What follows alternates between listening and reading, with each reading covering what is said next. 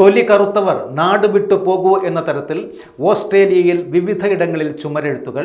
ഇന്ത്യക്കാർക്കെതിരായ വംശീയ അധിക്ഷേപമെന്ന രീതിയിലാണ് ഓസ്ട്രേലിയയിലെ ക്ഷേത്രത്തിലും ഏഷ്യൻ റെസ്റ്റോറൻറ്റുകളിലും ഈ ചുവരെഴുത്ത് പ്രത്യക്ഷപ്പെട്ടതെന്നാണ് വിവരം. ഇന്ത്യൻ വിദ്യാർത്ഥിക്ക് ഓസ്ട്രേലിയയിൽ ക്രൂരമായി മർദ്ദനമേറ്റതിന് തൊട്ടു പിന്നാലെയാണ് പുതിയ ഈ സംഭവ വികാസവും.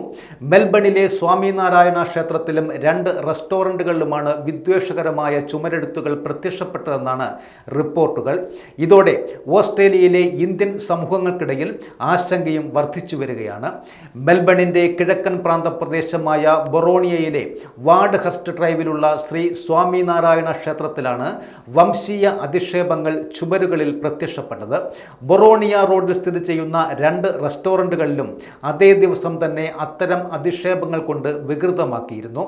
എന്നാൽ നമ്മുടെ സമൂഹത്തിൽ വെറുപ്പിനെ അടിസ്ഥാനമാക്കിയുള്ളതും വംശീയമായ പെരുമാറ്റത്തിന് ഒരു സ്ഥാനവുമില്ല എന്നാണ് സംഭവം സ്ഥിരീകരിച്ച വിക്ടോറിയ പോലീസ് പ്രതികരിക്കുന്നത്.